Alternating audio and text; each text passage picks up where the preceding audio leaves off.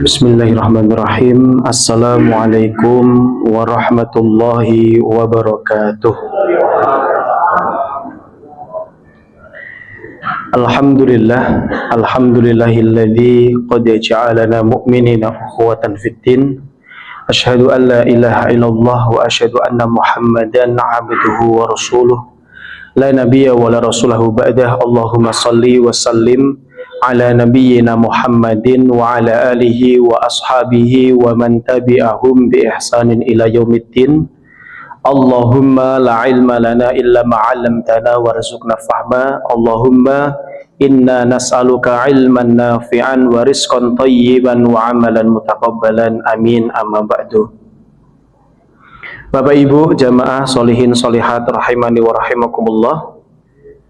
Mari yang pertama kembali kita haturkan rasa syukur alhamdulillahirabbil alamin kehadirat Allah Subhanahu wa taala yang masih memberikan banyak sekali taufik dan hidayah, keimanan, keislaman, keistiqomahan kepada kita, sehingga pada kesempatan yang mulia ini Allah betul-betul masih memberikan kekuatan kepada kita untuk melangsungkan thalabul ilmi dan sholat berjamaah, dan semoga apa yang kita laksanakan ini bisa dianggap sebuah pembuktian oleh Allah Subhanahu wa taala dari segala bentuk kenikmatan yang Allah turunkan kepada kita.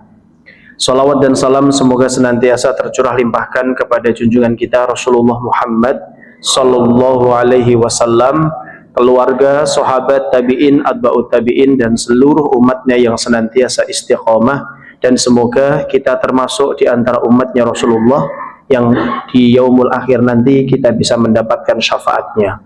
Amin ya rabbal alamin. Bapak Ibu hadirin hadirat rahimani wa rahimakumullah. Pripun kabaripun sehat? Alhamdulillah. Nggih, mugi-mugi kesehatan kula lan panjenengan sami terus Allah condongkan kepada ketaatan kepada Allah Subhanahu wa taala. Amin ya rabbal alamin. Nggih Bapak Ibu rahimani wa rahimakumullah.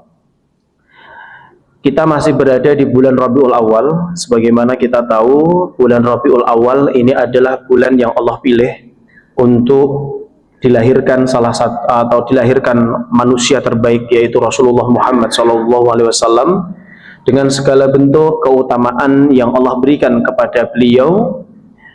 Dan tentunya kita semua juga sangat mafhum, sudah sangat mengetahui bahwasanya Rasulullah itu Rasul Nabi yang sangat mencintai umatnya, ya, Rasul yang sangat mencintai umatnya. Maka ditandai dengan banyak sekali hal yang bisa kita temukan di beberapa dalil.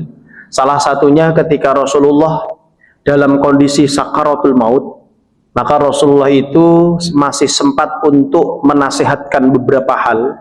Dan salah satu yang sangat harus kita banggakan, ketika sakaratul maut, Rasulullah betul-betul masih memintakan ampun kepada Allah tentang dosa-dosa umatnya. Maka kita ini termasuk umat yang bersyukur. Nabi Muhammad itu sangat mencintai kita, sampai di sakaratul maut pun masih mendoakan supaya kita diampuni dosanya oleh Allah Subhanahu wa taala.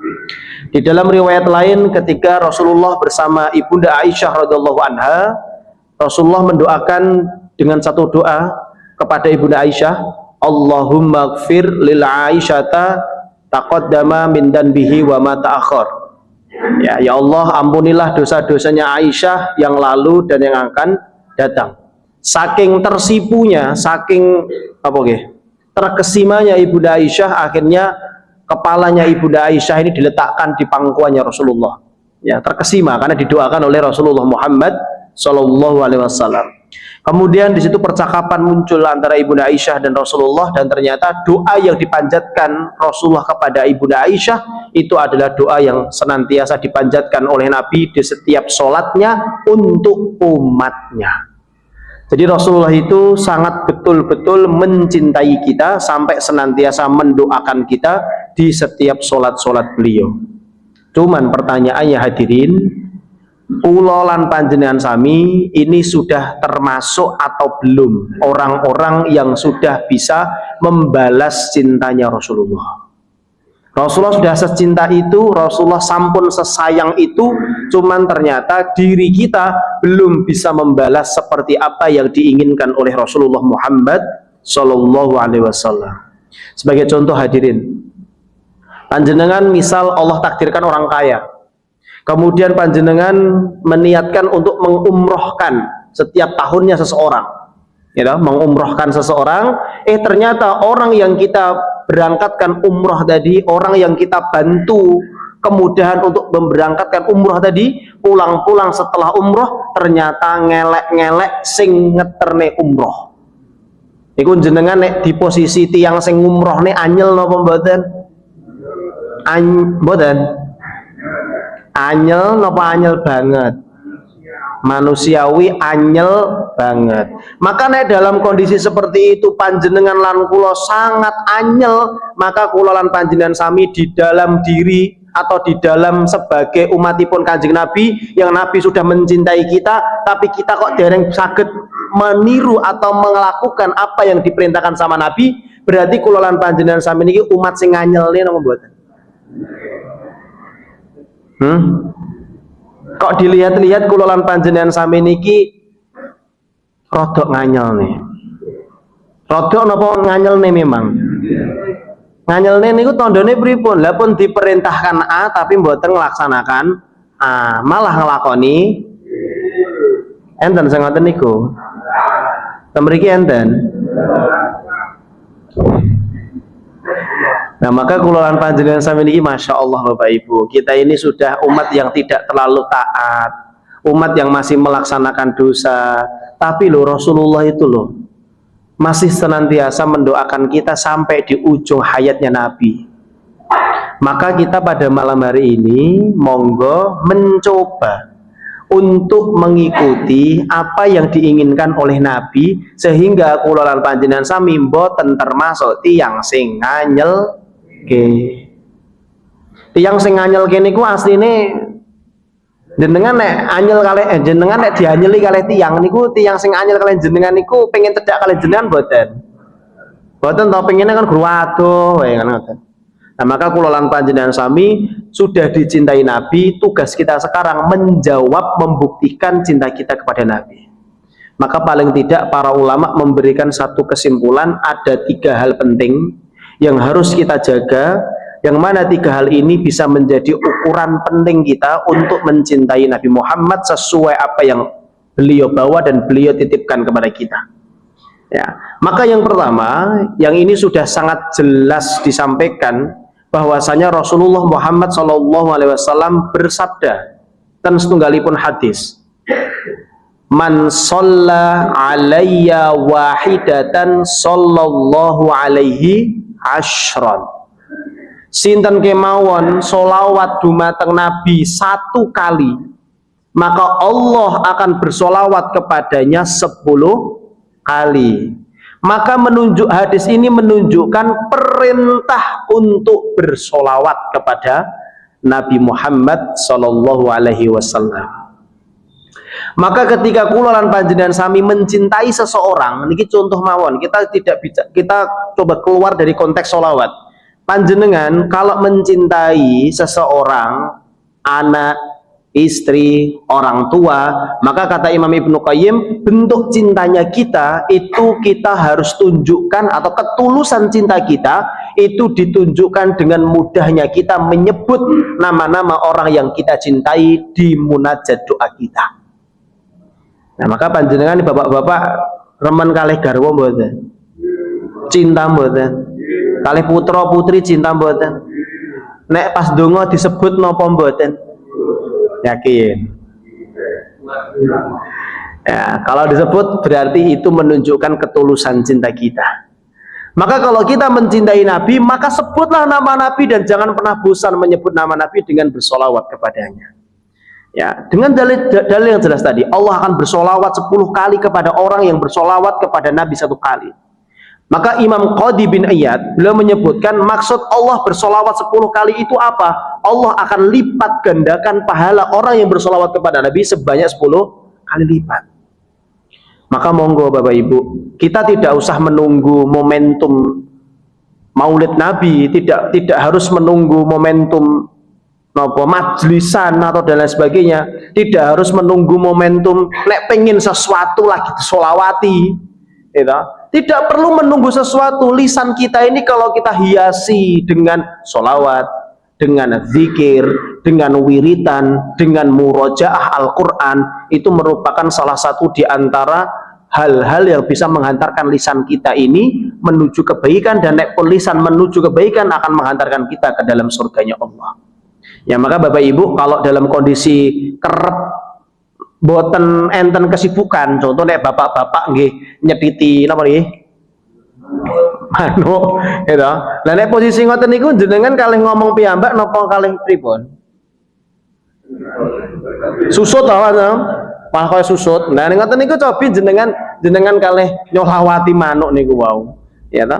Nah, ibu-ibu pas ngulek-ngulek sambel timbangi gremeng, timbangi nyanyi, enten garawane jenengan sing ngulek-ngulek nyanyi, Pak? Mboten enten nggih? Mboten enten to, Bu? Nek sing gremeng enten. Enten jare. Nah, maka gremeng-gremeng sing mboten patek manfaat ngoten niku nggih monggo diganti dengan sesuatu wiritan yang baik. Maka salah satu di antaranya adalah bersolawat. Maka aslinya Bapak Ibu, solawat, zikir itu aslinya perkara yang mudah diucapkan tapi susah diaplikasikan. Kalau ditanya, mudah nggak sholawat, mudah nggak zikir? Mudah, tapi mudah tenan apa mboten? Secara prinsip mudah, tapi kalau orang itu tidak mengimani atau tidak merasakan kehadiran Nabi atau tidak merasakan cintanya Nabi, yo angel ngoten. Panjenengan menikah dengan seseorang yang jenengan tidak cintai atau jenengan bertemu dengan orang yang jenengan tidak cintai akan susah sekali mendoakan mereka karena kita tidak ada rasa di dalam hati. Itu pertama, sholawat. Maka jangan membiarkan diri kita ini kosong daripada sholawat kepada Nabi. Bahkan kalau kita buka di dalam kitab Adabul Mufrad itu disebutkan salah satu bentuk untuk Allah bisa mengabulkan lebih cepat doa kita itu diiringi doa kita dengan sholawat. Kan begitu kan? Ya, memuji Allah, bersolawat, memuji Allah ini salah satunya dengan menyebut asmaul husnanya Allah. Allah itu sangat senang sekali ketika disebut asmanya Allah. Kemudian diikuti dengan solawat, kemudian diikuti dengan istighfar, baru meminta kepada Allah. Nah itu adabnya berdoa seperti itu kalau di dalam kitab Adabul Mufrad. Ya, itu yang pertama hadirin, bersolawat kepada Nabi. Yang kedua, di dalam kita untuk menunjukkan cinta kita kepada Nabi, maka kita perlu untuk mengikuti cara ibadah yang dicontohkan oleh Nabi.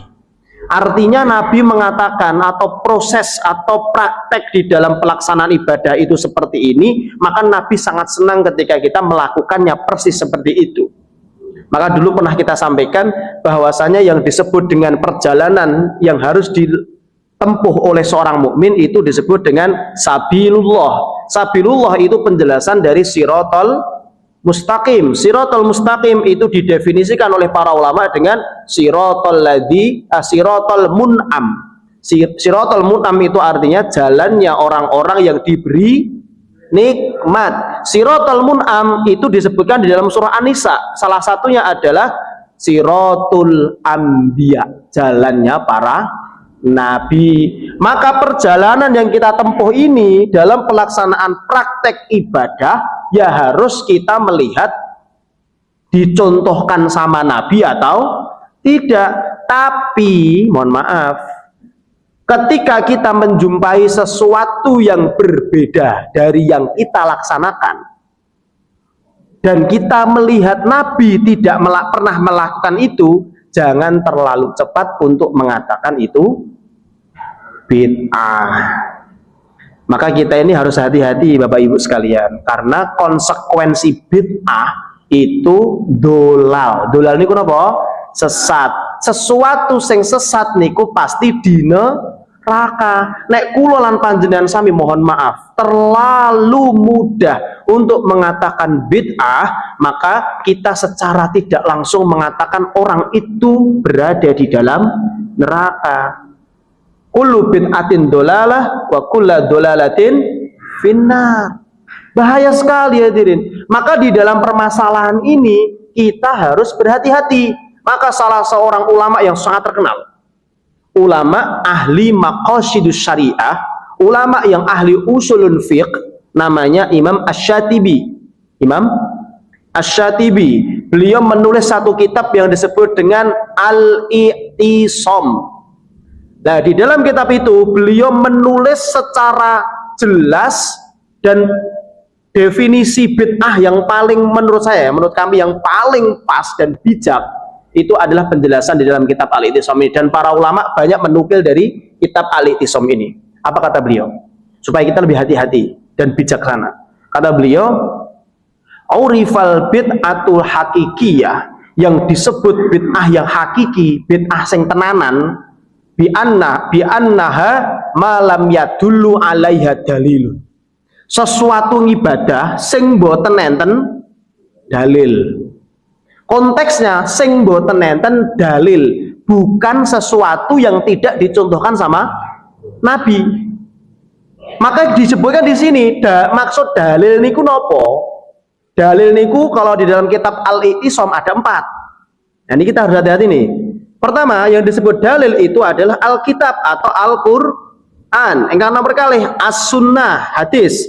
Yang nomor 3, ijma, kesepakatan ulama. Yang keempat, istidlal mu'tabarin inda ahlil ilmi, dalil tersirat yang berada atau yang sudah disimpulkan oleh para ahli ilmi. Ada 4. Lah yang terkadang kita lupa itu yang terakhir, istidlal, dalil yang tersirat. Nabi tidak mencontohkan, tapi dalam prakteknya, dalam dalilnya itu dijelaskan. Contoh, Bapak Ibu, jenengan menawi ngunjuk utawi dahar niku jenengan ndongane pripun? Bismillah atau Bismillahirrahmanirrahim? Kadang enten Ar-Rahmanirrahim, kadang Bismillah tok, ngoten nggih. Dan niku sing dicontohne Nabi sing pripun? Bismillah. Tapi nek ditambahi Ar-Rahmanirrahim angsal mboten? Dalile napa? Cobi. Kan tadi kita sepakati yang namanya bid'ah itu sesuatu sing mboten enten dalil. Quran, sunnah, ijma, dalil yang tersirat. Dalam perkara itu Pak, ada beberapa masalah anak muda itu. Ketika ada satu anak muda ketika mau makan Bismillahirrahmanirrahim, yang teman satunya nablek tangannya, orang nyunah we. Ora nyunah. Lha sing surah piye? Bismillah tok. Kenapa? Karena Nabi bersabda, "Samillah wa kul biyaminik." Kata Nabi, untuk sebelum makan samillah. Samillah itu kalau orang Arab memahami samillah itu ya bismillah. Dan makanlah dengan tangan kanan. Lantas yang Bismillahirrahmanirrahim bagaimana?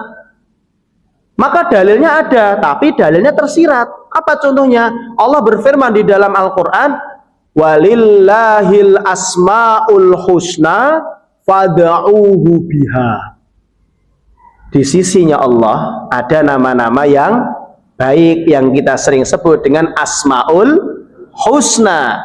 Fad'uuhu biha, dan Allah itu sangat senang sekali kalau kita menjadikan asma'nya Allah untuk berdoa atau meminta.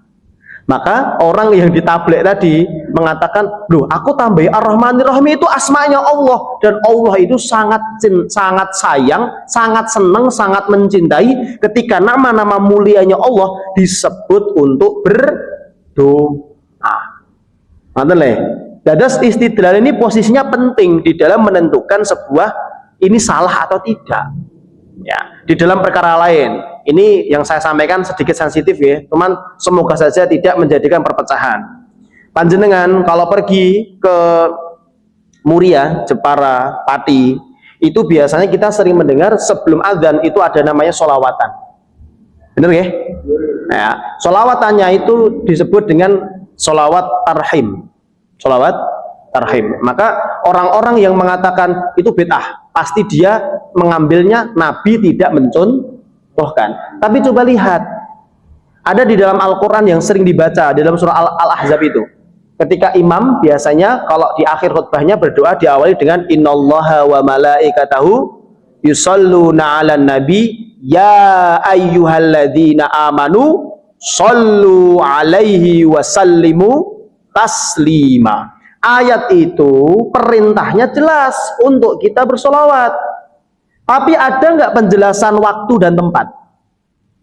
Tidak ada, sifatnya umum. Maka kalau begitu, jenengan bersolawat di pasar, angsal mboten.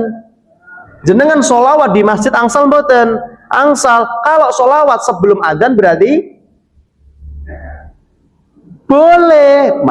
Itu pendapat yang mengambil itu. Walaupun kita tidak mengambil itu, tetap jangan mudah mengatakan itu. Saya dipahami sampai sini?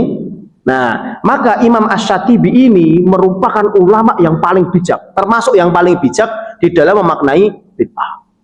Ya, maka kulolan panjenengan sami umat-umat akhir zaman yang kita manut kalih guru-guru kulolan panjenengan sami niku nggih ngoten mawon, mboten sah terlalu gampang menyalahkan. Kalau ada ngapunten nggih, kalau ada tiang-tiang engkang mengaku guru tapi mudah untuk mengatakan itu salah padahal ada dalilnya, gur awake dhewe mungkin berbeda, wah niku problem.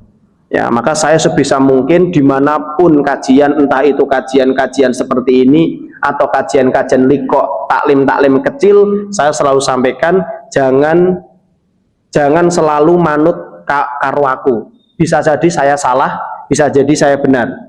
Cuman lihatlah, carilah banyak guru sehingga kamu akan menentukan perbedaan. Nek pun ngoten, jenengan nanti akan bisa merasakan oh tibae ternyata proses yang diajarkan oleh Nabi kepada kita tentang masalah ibadah itu sangatlah luas. Itu kalau masalah istidlal. Coba kalau kita bicara tentang masalah sing sami-sami enten dalile. Jenengan turun untuk sujud niku dengkul sik napa tangan sik, Pak?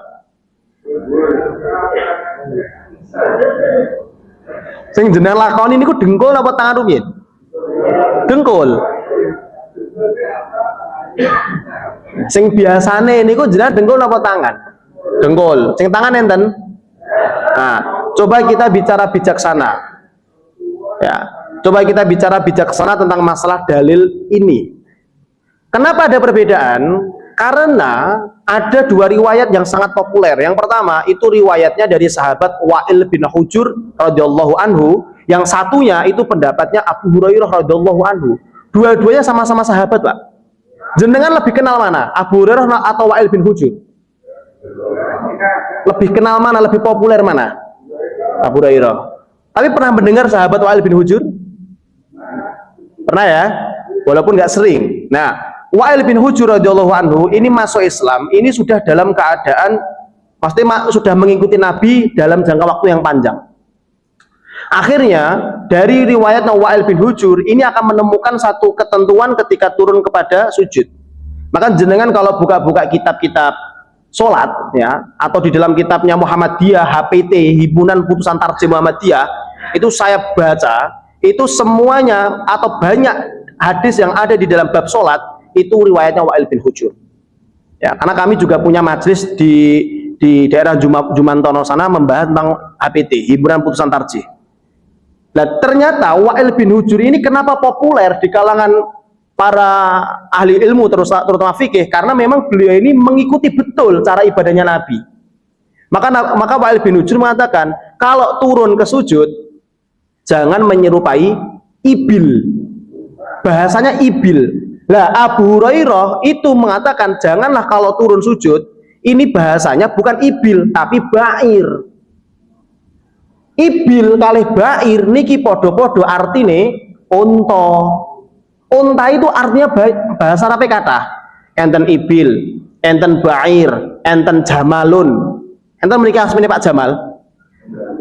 Makanya enten asmin Pak Jamal, pastikan mimnya mat tabii. Mimnya 2 harokat. Jamalun, jangan Jamal. Iku unta niku. Ya, Jamalun ganteng. Tapi nek Jamalun unta. Unta lanang. Unta lanang. Nah, sahabat Wa'il bin Hujur, kenapa mengatakan kalau turun ke sujud itu jangan seperti ibil? Ibil itu kalau dalam konteks bahasa Arab, ibil itu memiliki makna unta secara dohir. Ya unta niku mboten enten napa-napa nih, unta mboten diklambeni, unta mboten enten napa-napa niku disebut dengan ibil. Unta. Nah, unta sing mboten enten napa-napa nih, itu kalau turun untuk duduk itu kaki depan dulu yang ditekuk. Maka kalau perintahnya jangan seperti onta, berarti kalau Wa'il bin Hujur berpendapat melihat Nabi sujud itu, turun ke sujud itu kaki dulu atau dengkul dulu. Sahabat Wa'il bin Hujur. Dan jenengan kalau mengambil yang dengkul dulu berarti mengambil hadis Nabi lewat riwayat Wa'il bin Hujur. Yang kedua, Abu Hurairah. Ba'ir itu apa? Ba'ir itu secara makna bahasa Arab kurang lebih itu unta yang di punuknya itu ada beban. Wonten beban. Entah niku beban menungso ditunggangi utawi beban barang. Karena zaman dulu unta itu dipakai untuk berdagang.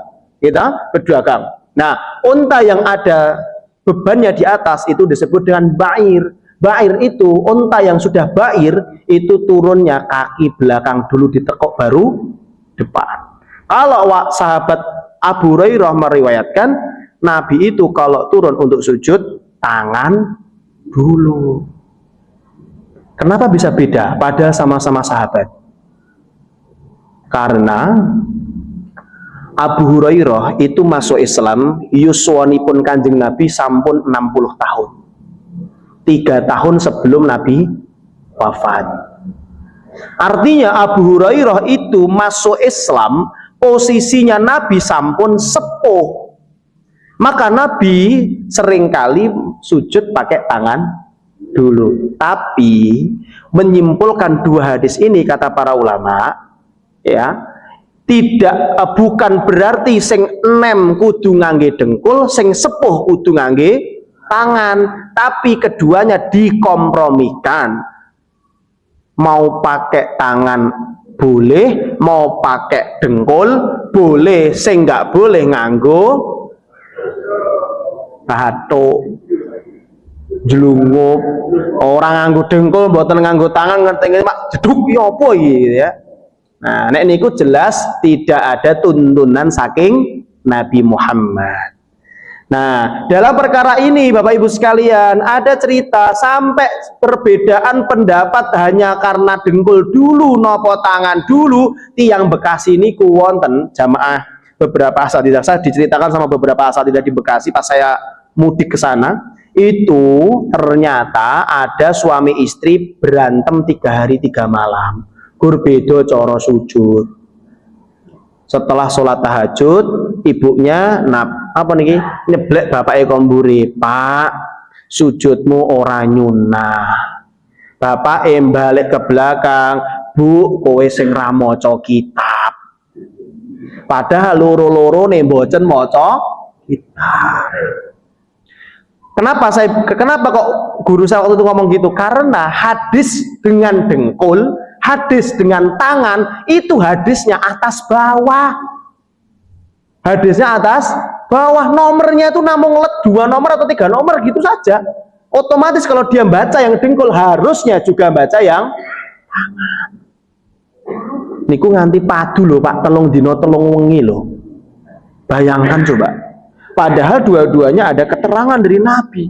Dan itu ada contohnya. Bukan istidlal, ada contohnya. Nah, maka hadirin rahimakumullah, di dalam kita mengikuti Nabi memang betul kita itu dituntut untuk mengikuti ittiba. Maka salah satu di antara syarat sahnya ibadah itu mengikuti Nabi, ikhlas dan mengikuti Nabi. Tapi kalaupun kita melihat perbedaan muncul di kalangan para kaum muslimin, maka jangan terlalu cepat menyimpulkan itu salah. Di zaman Nabi pun Pak, ada satu riwayat yang cukup menarik. Di zaman Nabi ada di zaman Nabi itu ada imam yang disepakati untuk menjadi imam Masjid Quba. Masjid Quba. Nah, ketika itu masyarakat sekitaran Masjid Quba itu cukup galau. Kenapa? Karena imam ini ku rodok bedo, rodok benten. Atau bentennya pripun? Imamnya itu punya kebiasaan ketika mengimami sholat jahar baca Al-Fatihah, kemudian kan disambut amin. Setelah itu baca surat. Setelah surat ini selesai tidak langsung rukuk, tapi disambung dengan surah Al-Ikhlas. Jadi yang dibaca 2 surat. Kurang lebih seperti itulah. Masyarakat di situ itu piye iki kok ngene iki, padahal Nabi tidak mencontohkan. Ini bagaimana ini? Kemudian singkat cerita, masyarakat itu pradul kalih Nabi, tanya, "Ya Rasulullah, ini Pak Imam Masjid Quba niki pripun?" bla bla bla, diceritakan. Beberapa waktu setelah itu Nabi Muhammad menyambangi, "Pak Imam, apa benar kamu melakukan ini?" Kata Imam Masjid Quba, "Betul ya Rasulullah." Ditanya sama Nabi, "Alasanmu apa? Kenapa kok melakukan itu?" Kata Pak Imam Masjid Quba tadi mengatakan, "Karena aku mencintai surah Al-Ikhlas." Karena aku mencintai surah Al-Ikhlas. Apakah Nabi langsung mengatakan bid'ah? Apa kata Nabi? "Hubbuka laha adkhalakal jannah." Cintamu terhadapnya, nyanya kembali ke siapa? Surah Al-Ikhlas, akan memasukkanmu ke dalam surga. Inilah sifatnya ahlus sunnah wal jamaah, yang harus bijak, pelan-pelan, dicerna dulu, difikir dulu. Kalau perbedaan muncul itu hal yang biasa. Ya, kalaupun kita menjumpai imam iftitahnya cepat atau iftitahnya lama, nggak usah dirasani. Memang ustadz iftitah ora to cepet ora ngerti Al-Fatihah. Lho iftitah niku sunah apa wajib? Nggih. Niku kula menjumpai Pak pertanyaan itu, Pak. Ustadz ini gimana? Imamnya ini diganti saja. Kenapa? Karena iftitahnya cepet banget, kita belum selesai kok ngerti-ngerti wis Al-Fatihah. Loh. Iftitah itu hukumnya tidak wajib. Gitu loh. Maka kula lan panjenengan sami harus betul-betul menyikapi ini sebagaimana Nabi menyikapi perbedaan. Bijaksana. Nah, itu yang kedua. Yang ketiga, yang tidak kalah penting hadirin rahimani wa rahimakumullah, bahwasanya di dalam menentukan di dalam proses kita mencintai Nabi Muhammad itu kita juga harus memperhatikan satu hal. Kita harus menjadikan Nabi sebagai uswatun hasanah. Kenapa? Karena Nabi menyampaikan dalam sebuah hadis. Innama bu'aitsu liutammima shalihal akhlaq.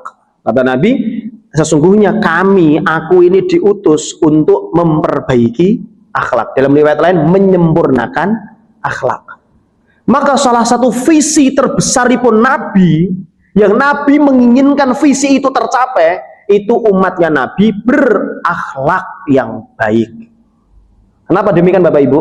Karena Nabi itu seringkali di dalam hadis, saking pentingnya akhlak, Nabi menempatkan akhlak ini di banyak sekali dalil yang mengatakan Nabi menempatkan akhlak ini berdampingan dengan iman. Berdampingan dengan iman. Berarti akhlak niki penting napa mboten? Penting. Kata Nabi, akmalul mu'minina imanan ahsanuhum khuluqan. Seorang mukmin yang sempurna keimanannya, berarti nek mboten enten niki imane dereng sempurna. Ahsanuhum khuluqan. Orang yang baik akhlaknya, adabnya, budi pekertinya. Dan Nabi melanjutkan, wa khiyarukum linisaihim. Salah satu bentuk akhlak ingkang sae, ingkang saged nyempurnaaken iman, itu kata Nabi, orang yang mampu memuliakan istrinya, keluarga. Ya. Suami ke istri, istri ke suami. Maka bapak-bapak kalau ada permasalahan dengan istri, carilah jalan tengah yang paling mudah. Jangan dipersulit. Kalau bapak-bapak minta maaf kesalahan kepada istri, nggih mboten sah, aku rong iso memaafkan. Langsung saja dimaafkan. Karena ada Pak satu cerita Pak, ketika ada manten anyar waktu itu, manten anyar, kemudian jenenge manten anyar nek masak niku kok rodok maklum nek rodok kasih lah pas niku masak disuguhne kalih garwane makan, Bu, asin. Tersinggung kenapa mboten Bu?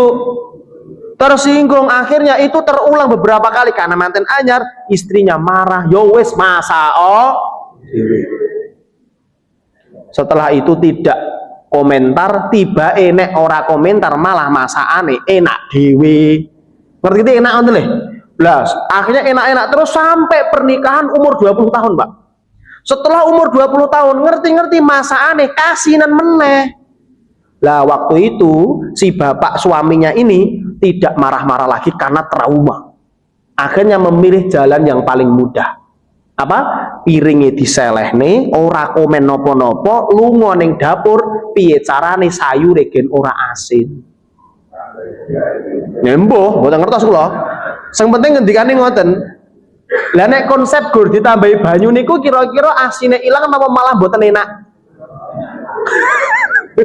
Malah dadi kaya iki apa iki kaya gak jelas kan suara rasane. Kenapa sih bapak ini berani melakukan itu? Ternyata bapak ini lulusan perhotelan. Jadi iso masak. Asline luwih pinter bapak tapi kok sing masak garwane. Lah engko nek ngerti nek pinter masak engko dadi dikon masak terus. Ngoten. Lah itu menurut beliau mudah, maka ambil yang mudah. Lah jenengan pripun monggo. Jangan dipersulit, jangan menyalahkan, jangan mengomentari berlebihan. Terakhir, Nabi Muhammad SAW pernah ada nih segede mulai ya. Nabi Muhammad itu pernah didatangi bertemu dengan para sahabat, dan para sahabat ini mempertanyakan dua hal ya, mempertanyakan dua hal. Apa yang ditanyakan oleh para sahabat? Para sahabat tanya, su'ila an aktsari ma yudakhilun nasa al jannah.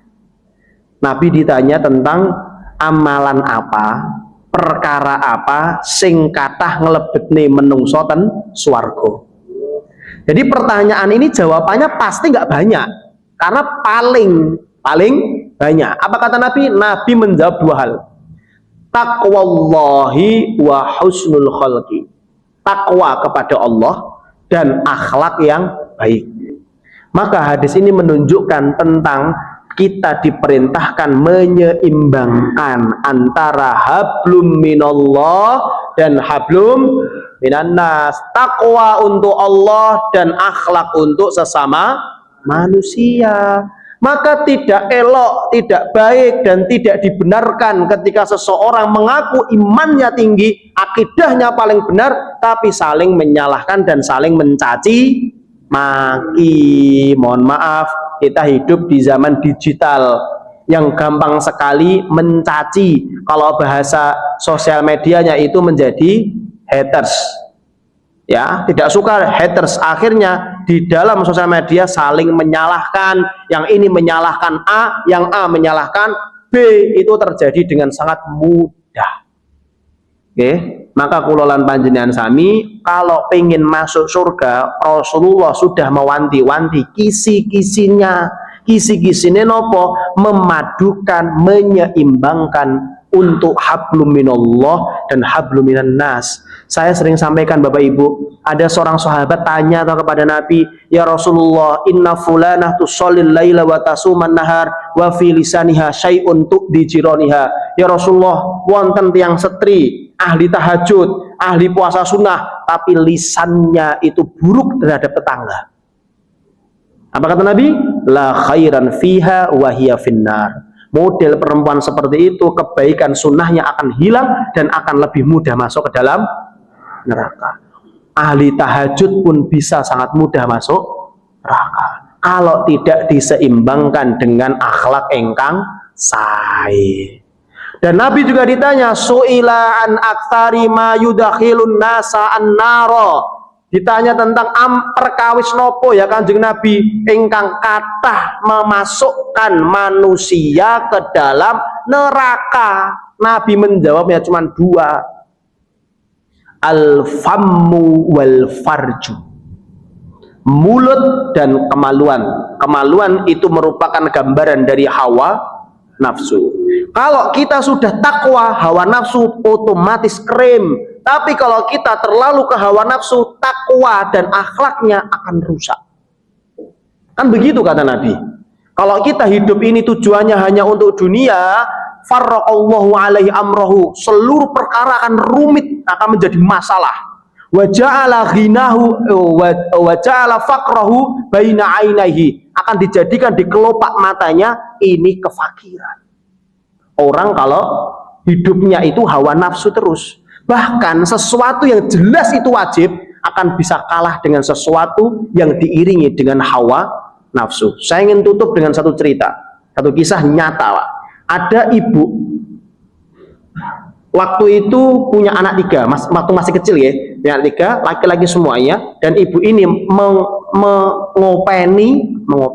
merawat salah satu anak yatim di daerah situ, dirawat. Akhirnya anaknya 4, putra semuanya. Singkat cerita, ibu semakin sepuh, anaknya semakin dewasa. Akhirnya 3 anak kandungnya ini pergi kerja, ada yang nikah, ikut istrinya, bla bla dan sebagainya. Singkat cerita, ibu semakin sepuh, ibu ini sakit. Yang merawat siapa? Anak angkatnya yang yatim tadi. Dirawat dengan kasih sayang. Akhirnya anak ini nikah, istrinya pun membantu merawat ibu angkatnya. Sampai suatu ketika ibunya ini wafat. Anaknya yang 3 kandung tadi, jangankan menyambangi ketika sakit, tanya saja tidak. Ya, tanya saja tidak. Tapi ketika mendapat kabar ibunya meninggal, mereka semua langsung gas. Bukan untuk merasakan kesedihan ditinggal ibu, tapi mereka memikirkan piye carane bagi warisan.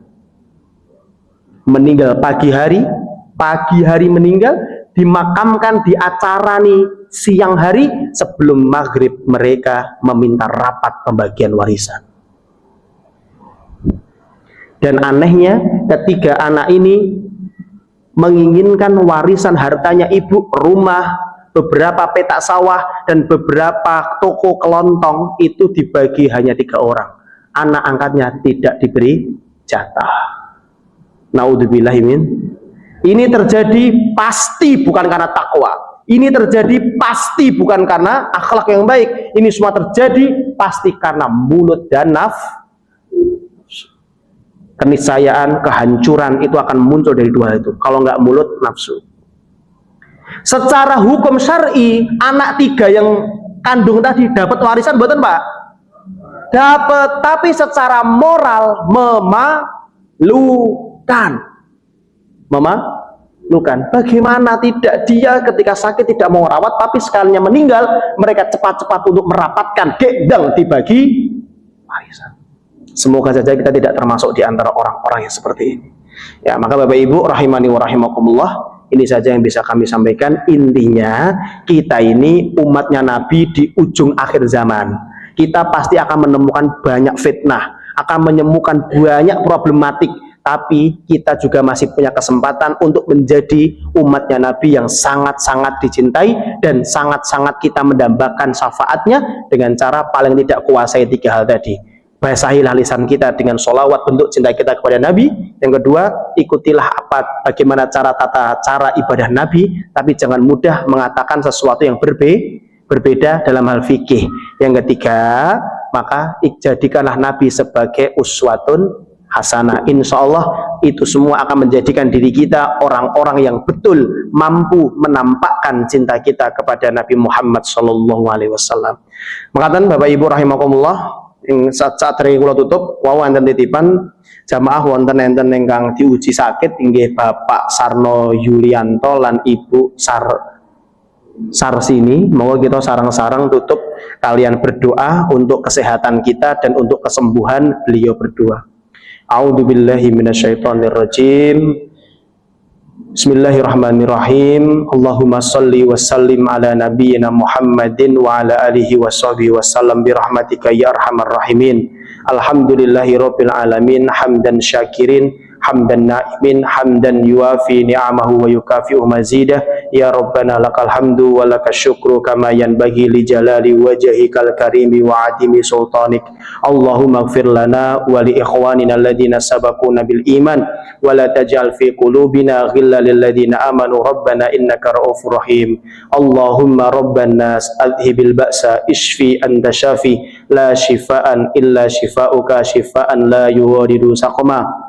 Allahumma shfi Bapak Sarno Yulianto, Allahumma shfi Ibu Sarsini, Allahumma shfi jami'i maradhil muslimin, Allahumma yassir umurana wa yassir jami'il mu'minin, Allahumma sahil umurana wa sahil umura jami'il mu'minin. Rabbana hab lana min azwajina wa dhurriyyatina qurrata a'yun waj'alna lil muttaqina imama. Rabbana atina fid dunya hasanah wa fil akhirati hasanah wa qina adzabannar. Sallallahu ala nabiyyina Muhammadin wa ala alihi washabihi wasallam walhamdulillahi rabbil alamin. Pangatan Bapak Ibu ingkang saged kula aturaken, monggo kita akhiri dengan doa kafaratul majlis. Subhanakallahumma wa bihamdika asyhadu an la ilaha illa anta astaghfiruka wa atubu ilaik. Assalamualaikum warahmatullahi wabarakatuh.